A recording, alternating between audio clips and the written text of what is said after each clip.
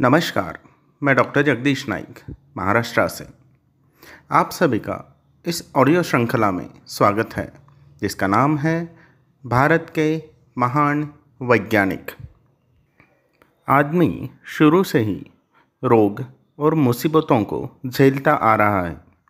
जैसे आज पूरी दुनिया कोविड-19 इस बीमारी का मुकाबला कर रही है। इसीलिए बहुत प्राचीन काल से ही इलाज के तरीके खोजे जा रहे थे। हमारे देश में जिन तरीकों से रोगों का इलाज होता रहा, उन्हें आयुर्वेद कहते हैं। हजारों साल तक जड़ी बूटियों और दूसरी औषधियों की खोज जारी रही। इस प्रकार वैद्यों के पास चिकित्सा के बारे में बहुत सारी जानकारी जमा हो गई। फिर इस तमाम जानकारी को एकत्र करके हमारे देश में चिकित्सा शास्त्र की अनेक संहिताएं यानी पुस्तकें लिखी गई। रोगों के इलाज के बारे में लिखी गई ऐसी ही एक प्रसिद्ध पुस्तक है चरक संहिता। आज से करीब 2500 साल पहले हमारे देश में अत्रेय नामक एक प्रख्यात चिकित्सक हुए थे। उन्होंने अपने 6 शिष्यों को आयुर्वेद पर अलग अलग पुस्तकें लिखने को कहा था। उनके एक शिष्य अग्निवेश का ग्रंथ अधिक प्रसिद्ध हुआ। अग्निवेश के इस ग्रंथ को बाद में चरक ने नए ढंग से लिखकर और नई बातें जोड़कर तैयार किया। यही ग्रंथ चरक संहिता के नाम से प्रसिद्ध हुआ। बाद में कश्मीर के एक वैद्य दृढ़बल ने चरक संहिता के एक अधूरे भाग का संपादन किया।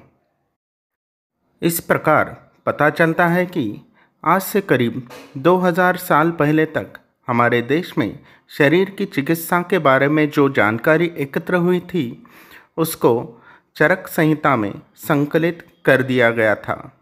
चरक संहिता आयुर्वेद का सबसे प्राचीन ग्रंथ है। चरक कब हुए, कहाँ के थे, आदि बातों के बारे में हमें कोई स्पष्ट जानकारी नहीं मिलती।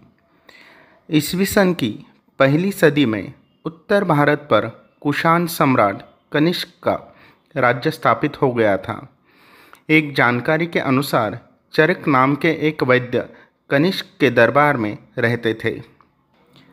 चरक संहिता संस्कृत भाषा में है और गद्य तथा पद्य में लिखी गई है। आयुर्वेद के ग्रंथों को 8 खंडों और 120 अध्यायों में बांटने की परंपरा रही है। चरक संहिता में भी यही किया गया है। चरक संहिता के पहले खंड सूत्र स्थान में औषधि विज्ञान, आहार, पथ्य और शरीर तथा मन के रोगों की चिकित्सा का वर्णन है। दूसरे खंड निदान स्थान में प्रमुख रोगों के कारण समझाए गए हैं। तीसरा खंड विमान स्थान में शरीरवर्धक भोजन की जानकारी दी है। चौथा खंड शरीर स्थान में शरीर की रचना की जानकारी है। पांचवा इंद्रिय स्थान में रोगों की चिकित्सा का वर्णन है। छठे चिकित्सा स्थान में कुछ खास रोगों का इलाज बतलाया गया है। 7वें और 8वें कल्प स्थान और सिद्ध स्थान में छोटे मोटे इलाजों की जानकारी है। आयुर्वेद की दृष्टि से चरक संहिता का महत्व तो है ही है। उस जमाने के समाज को समझने के लिए भी यह ग्रंथ बड़ा उपयोगी है। बाद में चरक संहिता पर कई टीकाएं लिखी गई।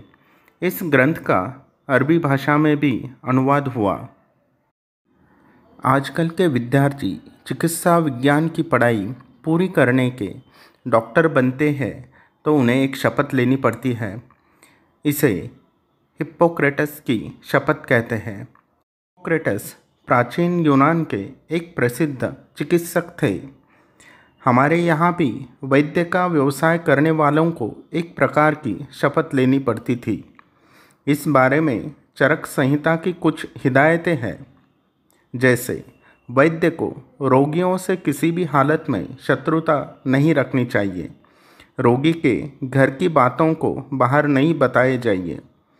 आयुर्वेद के पंडित होना आसान नहीं है, इसलिए हमें ज्ञान की खोज में रहना चाहिए।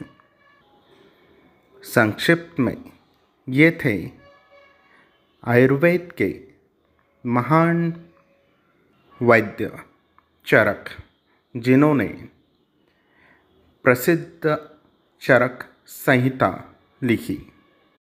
जय हिंद।